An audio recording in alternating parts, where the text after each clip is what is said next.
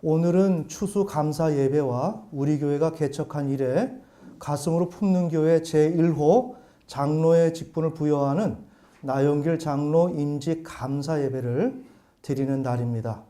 따라서 이번 시간은 추수감사의 의미를 살펴보고 장로의 직분이 과연 무엇인지, 또한 그러한 직분을 왜 부여하는지 그것에 대해서 살펴보고 하나님께서 오늘 나영길 장로 임직식을 통해서 행하시는 그 뜻을 함께 이해하는 시간을 가졌으면 좋겠습니다. 우선 오늘이 이제 추수감사절인데, 추수감사절을 유래는 영국의 그 청교도들이 종교개혁이 일어났음에도 불구하고 로마 카톨릭이 그 개혁을 성실히 수행하지 못해서 자신들의 그런 신앙을 유지하기 위해서 결국에는 현재 본토인 미국으로 배를 하나 구입을 해서 그곳으로 이주하게 됩니다. 그곳으로 이주하는데 약 100명의 가량이 사람들이 이주하다가 한 40명의 사람들이 죽게 되고, 나머지 사람들이 그곳에서 신앙의 자유를 찾아서 하나님 앞에 신실하게 살면서 그 다음 해에 추수를 해서 하나님께 감사를 드렸다는 그 내용, 그것에 기원을 둔 것이 추수감사절입니다. 자, 이런 것이 추수감사절일 때 그 이후로 전 세계적으로 이렇게 교회에서 추수감사절 예배를 드리게 되는데, 오늘 우리에게 추수감사에 대한, 감사절기에 대한 의미는 과연 무엇일까? 특별히 하나님께서 오늘 우리 교회에 다양하게 하나님이 말씀하시고 개입하시고 인도하시고 우리의 삶을 주관하셨는 줄 믿습니다. 그럼에도 불구하고 저는 어떤 의미를 부여하고 싶으냐면, 우리가 어떠한 이 세상에서 물질적인 축복을 받았다든지 눈에 보이는 어떠한 것을 얻었다는 것에 주안점을 두기보다, 하나님께서, 살아계신 하나님은 말 그대로 보이지 않는 그런 신인데, 그 하나님께서 우리 교회에 함께 하시면서 너무나도 많은 시간 동안 우리의 개인의 삶에 어린 학생들로부터 시작하여 부모에 이르기까지 하나님은 부단히 말씀하시고 개입하셨다는 것입니다. 아멘. 아멘. 우리는 타 교회와는 좀 다르게 보다 더 살아계신 하나님을 더 진지하게 믿고자 하는 열정으로 가득 차 있고, 그런 삶을 우리가 살아왔습니다. 그런 가운데서 오늘 우리에게 하나님이 말씀하시는 이 말씀은 남다른 의미가 있습니다. 우리가 무엇을 성취했다는 것에 주안점을 두는 것이 아니라 하나님이 말씀하셨다. 오늘 우리의 삶 속에 매우 현실적으로 너나 나나 우리 모두가 부인할 수 없는 그 하나님이 함께 하셔서 우리에게 말씀하셨다는 것. 이것은 우리 성경에서 요셉의 기사에서 볼 수 있듯이 요셉이 어디를 가든지 하나님께서는 말씀하시고 그의 삶을 형통케 하셨습니다. 아멘. 아멘. 하나님은 오늘 우리 교회에 함께 하시면서 오늘 우리에게 말씀하시고 앞으로 우리에게 하나님의 나라를 더욱더 확장해서 나타내실 것을 믿습니다. 아멘. 그래서 오늘 우리는 천국의 삶을 살고 있습니다. 너무나도 이 세상 사람들이 믿기지 않을 정도로 이렇게 작은 공동체이지만 하나님께서 사랑하시어 오늘 우리에게 함께 하시면서 깊이 있는 말씀을 해주십니다. 최근에 우리 대학 입시, 이 예를 통해서 저는 많은 하나님의 그러한 개입을 경험을 했습니다. 그 입시가 우리에게는 매우 어렵고 힘들고 때로는 좌절이 될 수 있는 사실이지만, 하나님은 오늘 우리의 학생들의 입시에까지 하나님이 개입하시어 말씀해 주셨습니다. 우리 너무나도 익히 아는 신명기 28장 성경 구절 한번 읽고 넘어가겠습니다. 신명기 28장, 하나님께서는 오늘 우리 교회에 한 해 동안에 얼마나 우리와 함께 하시면서 성실히 말씀하셨는지 임하셨는지 그 부분에 대한 아주 간략한 에피소드를 우리가 짚고 넘어가려고 합니다. 신명기 28장 1절로부터 6절까지인데 하나님께서는 우리 부모님의 순종에 따라서 우리 본인 자녀들은 물론이고 순종에 따라서 자녀들의 그 거둬야 할 열매가 거둬진다는 그 사실을 성경 그대로 하나님께서는 우리 교회를 통해서 말씀해 주고 있습니다. 신명기 28장 1절에서 6절 읽겠습니다. 시작. 내가 주 내 하나님의 음성에 부지런히 귀를 기울이고 내가 이날 내게 명령하는 그분의 모든 명령을 지키고 행하면 주 내 하나님께서 땅의 모든 민족들 위로 너를 높이 세우시리라. 내가 주 내 하나님의 음성에 귀를 기울이면 이 모든 복이 내게 임하며 너를 따라잡으리니 내가 도시에서도 복을 받고 들에서도 복을 받으며 내 몸의 열매와 내 땅의 열매와 내 가축의 열매와 내 암소의 번식과 내 양떼가 복을 받고 내 바구니와 내 쌓아둔 것이 복을 받으며 내가 들어와도 복을 받고 나가도 복을 받으리라. 아멘.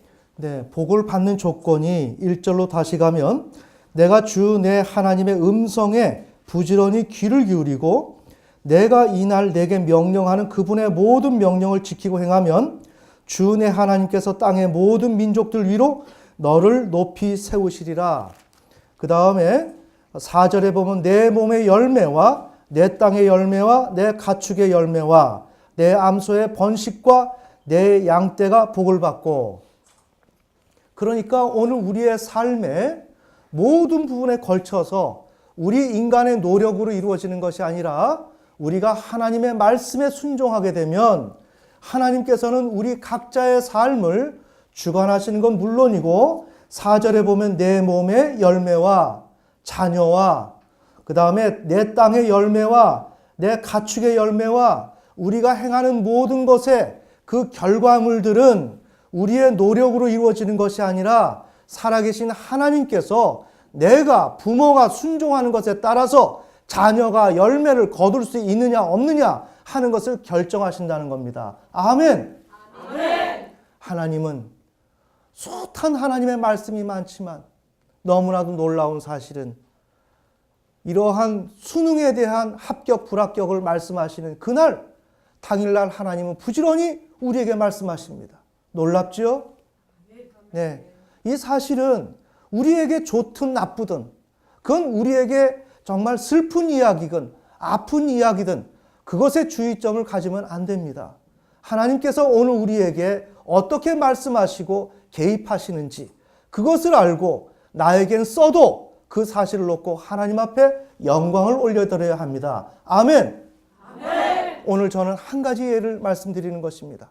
너무나도 많은 말씀을 하나님께서 말씀하시는데 오늘 신명기의 이런 말씀은 참 믿을 수가 없는 말이죠. 왜? 내가 노력을 해야 열매를 거두지요. 그렇지만 성경은 그것을 말씀하지 않습니다. 나의 부모가 성실히 하나님을 따를 때 자녀의 문제, 어떤 산업의 문제, 기업의 문제, 여러 가지 문제가 거기에서 결정이 난다는 것입니다. 올 한 해 추수감사 예배를 맞이해서 저는 이와 같이 우리가 무언가를 얻었다, 이런 것에 주안점을 두기보다 살아계신 하나님께서 오늘 우리와 함께 하시면서 당신의 모습을 드러내시고 내가 여기에 있다, 그러니 너희가 나를 인정하고 나를 따라와야 되지 않겠느냐 하는 이런 하나님의 음성이 우리에겐 최대의 수확이라는 말입니다. 아멘. 아멘. 두 번째, 이번 추수감사절을 맞이해서 하나님께서 우리 교회와 함께 하시게 되는데 그 예가 하나님의 다스림을 구체적으로 하시게 되었다는 것입니다. 그것은 오늘 우리가 예배를 드리는 나용길 장로 임직식입니다. 우리 장로 임직식이라는 것이 교회에서 하나의 직분을 주는 하나의 행사가 아닙니다. 이 직분을 주는 이러한 행위는 하나님께서 오늘 우리 교회를 통해서 우리 교회에게 개입하시어서 오늘 이 자리에서 하나님이 나용길 현 집사를 불러서 장로로 부르시고 장로를 부여하시는 것입니다. 아멘. 그래서 하나님께서는 그 일을 통해서 오늘 우리 교회를 하나님의 손으로 만지시고 관리하시면서 하나님께서 계획하신 그 뜻을 이루시겠다는 것입니다. 그래서 오늘 우리는 이러한 장로 임직식을 하는 것입니다. 그래서 우리가 처음으로 돌아가면 우리 나용길 현 집사님께서 장로로 임직되시기까지는 여러 과정이 있었지만 간략하게 우리가 회고를 한다면 아내인 우리 정서희 권사님께서 처음엔 심리적인 그런 고통과 어려움으로 고통을 호소하다가 결국에는 아내를 위해서 아내가 고통당하니 내가 교회를 다니면서 하나님께 예배를 드린다면 병이 고쳐질 수 있다면 내가 무엇을 못하겠는가 하는 그런 기본적인 그러한 마음 속에서 교회에 나오셨습니다. 그래서 나오셨을 때 제일 처음에 오셨던 복장이 뭐였느냐? 반바지 차림에 롯데 3강 아이스크림을 가지고 오셨어요. 그리고 우리 세상 말로 말하면 무서운 거 없이 교회 와서 무서움을 느끼라는 것이 아니라 아주 자유분방한 모습으로 우리 나용길 집사님께서 오셨습니다. 그래서 아내가 이렇게 심리적인 고충이 있으니까 함께 하겠다는 그러한 부부애로 오셨는데 그 이후로 우리 정서희 권사님은 강박증, 공황장애가 완치되었습니다. 그렇게 되면서 신앙이 어느 정도 자리 잡는가 했더니 결국에는 거기에는 질병만 고쳐졌을 뿐 하나님을 향한 신앙이 너무나도 없었다는 게 드러났죠. 그런 이후에 하나님을 향한 신앙이 자라나기를 시작했습니다. 그 이후 많은 시간을 거쳐오면서 우리 나용길 집사님은 이제 하나님을 경외하는 신실한 하나님의 사람으로 변모했습니다. 아멘. 그래서 하나님께서는 우리 나용길 집사님을 이제 장로의 직분을 주시어서 하나님의 교회를 통치하시기를 원하시고 계십니다. 자, 그렇다면 장로란 무엇이냐? 네. 장로란 무엇이냐? 오늘 우리가 장로 직분을 부여하는 시간이니까 도대체 장로가 무엇인지 이 개념은 성경적으로 좀 알고 넘어가야 되지 않겠습니까? 아멘. 네, 그래서 장로의 그러한 의미는 히브리어로 자칸입니다. 히브리어로 자칸이 장로입니다. 그런데 장로라는 말은 자칸은 턱 내지 그 다음에 수염을 말합니다. 자, 장로라는 말이 히브리어로 우리 이스라엘에서 쓰는 언어로 턱이나 수염을 의미합니다. 그 턱이나 수염을 의미하는 자칸의 어원은 자켄인데 늙다입니다. 네. 그 턱과 수염을 그 근간으로 하는 그 어원은 늙다입니다.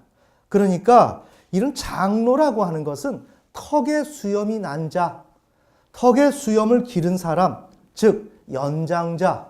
아멘. 자, 오늘 우리가 장로 직분을 주고 있는데 이 장로는 연장자라는 것입니다. 어디서? 이스라엘이라고 하는 그 나라에서. 우리 예전에 동네 어른들 계시죠? 네. 그래서 어떤 문제가 있다면 어른들께 가서 찾아뵙고 이런 경우는 어떻게 하면 좋습니까? 하고 자문도 의뢰하는 것처럼 이스라엘에서도 이미 턱에 수염을 기른 자, 그가 연장자였는데 이른바 장로였습니다. 그래서 이스라엘에서는 이미 연장자인 장로가 존재했었고 그 장로에게 그 일반 백성들이 어려운 문제가 생기면 문제를 해결하기 위해서 찾아갔습니다. 자, 그래서 이스라엘 내에서는 이미 장로가 존재했다는 것이죠. 이 내용은 우리 성경에서 나옵니다. 성경 몇 구절을 찾아보겠습니다. 출애굽기 3장 15절. 우리가 장로 임직식을 하니까 장로가 도대체 무엇인지 어떤 개념인지는 우리가 분명히 알아야 오늘 장로 임직식을 하는 의미를 가질 수가 있다고 생각을 합니다. 3장 15절. 15절부터 18절까지 함께 읽겠습니다. 시작. 하나님께서 또 모세에게 이르시되 너는 이스라엘 자손에게 이같이 말하기를 주 너희 조상들의 하나님 곧 아브라함의 하나님 이삭의 하나님 야곱의 하나님이 나를 너희에게 보내셨느니라 하라. 이것은 영원토록 나의 이름이요 이것은 모든 세대에 이르는 나의 기념물이니라. 가서 이스라엘의 장로들을 함께 모으고 그들에게 이르기를 주 너희 조상들의 하나님 곧 아브라함과 이삭과 야곱의 하나님께서 내게 나타나 이르시되 내가 분명히 너희를 찾아와 너희가 이집트에서 당한 일을 보았노라. 내가 말하였거니와 내가 너희를 이집트의 고난 가운데서 데리고 올라와 적과 꿀이 흐르는 땅 곧 가나안 족속과 헷 족속과 아모리 족속과 브리스 족속과 히위 족속과 여부스 족속의 땅에 이르게 하리라 하셨느니라 하면 그들이 내 음성에 귀를 기울이리라. 너는 이스라엘의 장로들과 함께 이집트 왕에게 가고 너희는 그에게 이르기를 주 히브리 사람들의 하나님께서 우리를 만나셨은즉 청하건대 이제 우리가 사흘일쯤 광야로 가서 주 우리 하나님께 생물을 드리게 하소서 하라. 아멘. 네, 모세가 이집트에서 왕자로 있다가 자신의 동족을 누군가가 이렇게 괴롭히는 것을 보고 그 이집트인을 죽이고 나서 이제 광야로 도주하죠. 도주해서 있다가 시내산에서 하나님을 만납니다. 그래서 하나님께서 불타는 떨기나무에서 이제 모세를 부르십니다. 자, 거기서 만나고 10절에 보면 바로 모세에게 너는 바로에게 가서 내 백성을 이렇게 내보내도록 하라라고 말을 하라고 얘기합니다. 그러니까 이제 모세가 내가 누군데 바로에게 가서 더군다나 나는 지금 살인자로 낙인이 찍혀 있는데 그 바로에게 가서 지금 그 얘기를 합니까? 그 얘기를 하니까 하나님께서 14절에 나는 스스로 있는 자야 이런 하나님의 정체성을 드러내시고 이것을 이스라엘 백성들에게 또 전달하라고 하는 거예요. 그럴 때 16절에 보면 가서 이스라엘의 장로들을 함께 모으고 이미 어떤 하나님의 나라가 만들어지지도 않았는데 이미 교회가 만들어지지도 않았는데 그곳에 장로가 있었다는 내용입니다. 아멘. 아멘. 왜 있었죠? 연장자니까. 그래서 그 시대에 이집트에서 이스라엘 백성들이 있었지만 그곳에 이미 연장자로서 장로가 있었다는 거죠. 그러면서 하나님께서는 하나님의 뜻을 전달하는데 백성들을 바로 만나는 게 아니라 모세와 아론을 통해서 모세와 아론은 누구를 만나요? 장로를. 그러면서 그 백성의 대표자를 불러놓고 그와 이야기하면서 백성들을 만난다는 것입니다. 아멘. 아멘. 그러니까 하나님의 뜻은 모세와 아론을 통해서 또한 장로를 통해서 전달되고 있다는 것이죠. 자, 하나님의 뜻이 장로를 통해서 전달된다는 것입니다. 자, 오늘 우리가 장로 임직식을 할 때 이것은 한 사람이 교회에서 무슨 일을 하라고 직책을 부여받는 일이 아니라 하나님이 오늘 나영길 집사님을 장로로 임직해서 전할 말씀이 있다는 것입니다. 아멘. 아멘. 바로 이 일을 위해서 장로 임직식이 있습니다. 그 다음에 그러니까 장로에게 뜻을 전달하는 것만 있느냐? 아닙니다. 더 큰 것이 있습니다. 출애굽기 12장 21절.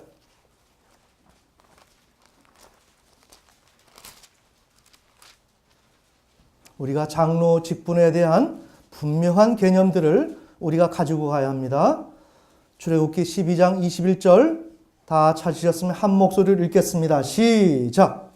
그때 모세가 이스라엘의 모든 장로들을 불러 그들에게 이르되 나가서 너희 가족들에 따라 너희를 위해 어린 양을 취하여 그 유월절 어린 양을 죽이고 네, 이제 이스라엘 백성들이 이제 이집트의 그 바로가 하나님의 말씀대로 순종하지 않으니까 10번째 재앙인 장자를 다 죽이는 그 일이 일어나면서 지금 하나님은 어린 양을 잡아서 이집트에서 떠나라 라고 하는 그러한 하나님의 그 계획대로 일이 진행됩니다. 이때 하나님께서는 모세에게 명령을 하시지만 그때 모세가 이스라엘의 모든 장로들을 불러 지금 모세가 무슨 일을 할 때 장로를 불렀다는 내용입니다. 아멘.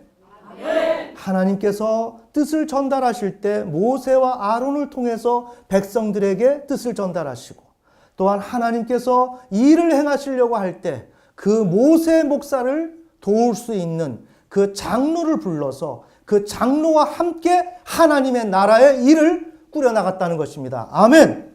아멘. 자, 이것이 바로 구약 성경에서 장로의 역할이었습니다. 그런데 이것이 바울 목사가 있을 그 당시에 신약 시대에도 동일하게 이 일이 일어납니다. 디도서, 우리가 디도서 1장 5절을 보시겠습니다. 신약 성경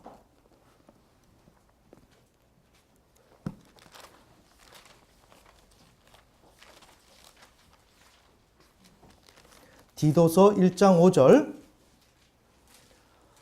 장로의 직분에 대한 명쾌한 해석이 있어야 오늘 우리가 장로 직분을 부여하는 임직식이 보다도 하나님의 뜻 가운데서 의미를 찾을 수 있습니다.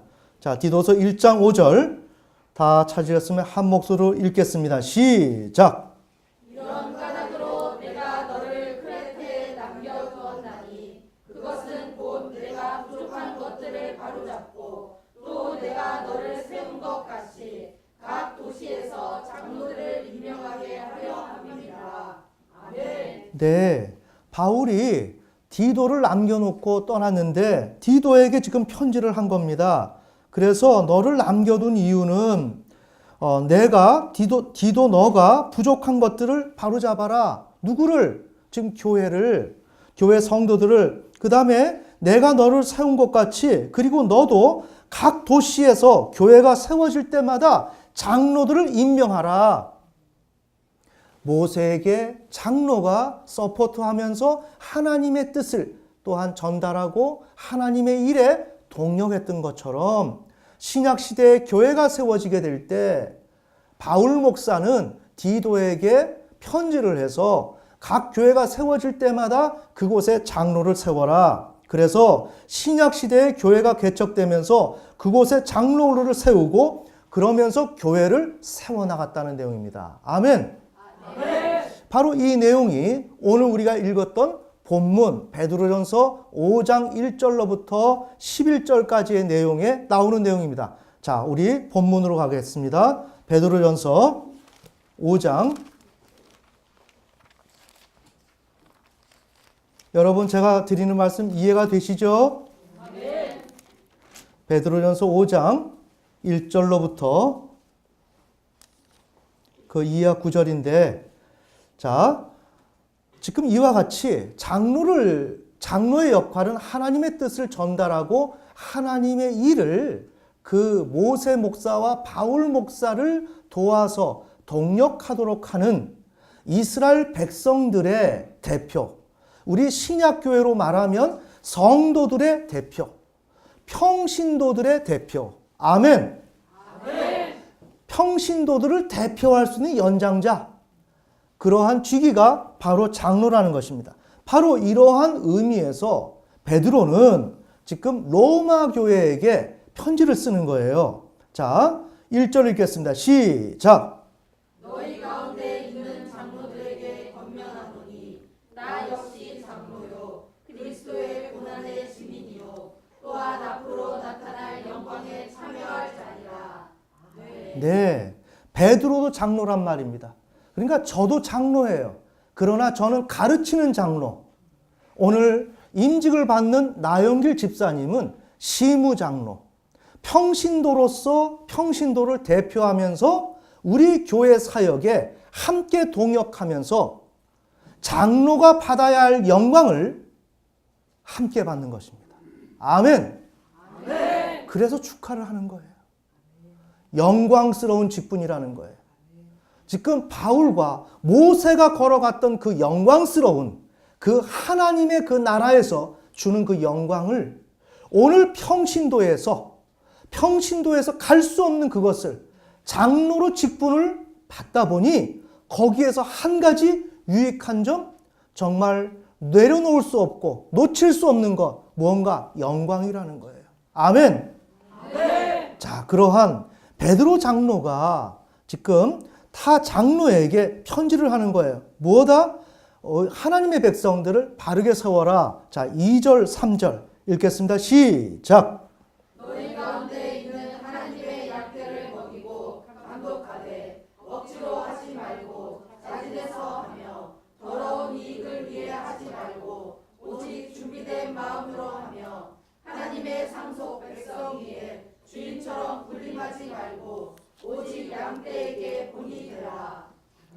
네, 구약에서 모세가 장로에게 그 백성들에게 전달하기 위해서 장로에게 이야기하는 것처럼 신약에서도 베드로가 장로에게 지금 하나님의 백성인 그 교회 성도들을 어떻게 할 것을 지금 지시하는 거죠. 아멘.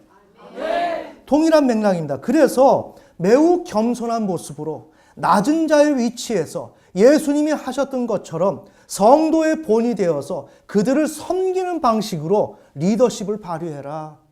그래서 성도들을 세워나가라. 이것이 하나님의 뜻인데 그 하나님의 뜻을 베드로 장로를 통해서 사도를 통해서 그 다음에 시무 장로인 각 교회 장로들에게 전달하고 있는 내용입니다. 아멘. 그러니까 이런 장로가 그렇게 하면 너희 젊은이들, 우리 교회 평신도들은 어떻게 해야 된다라는 내용이 그 다음에 나오죠. 5절에서 7절입니다. 다 함께 읽겠습니다. 시작.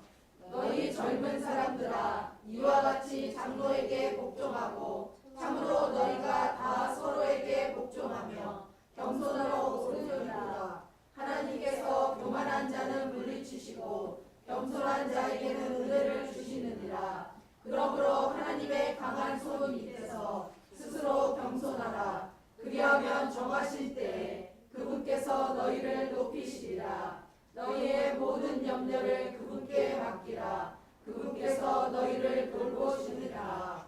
아멘. 네, 그래서 장로가 평신도들을, 우리 성도님들을 섬길 때 섬긴다 그래서 교만해지면 안 되고 그렇게 온유한 모습으로 섬긴다 그래서 함부로 행동하면 안 되고 겸손한 자세로서 이것은 하나님께서 우리 장로님을 통해서 나에게 권면하는 것이다. 아멘.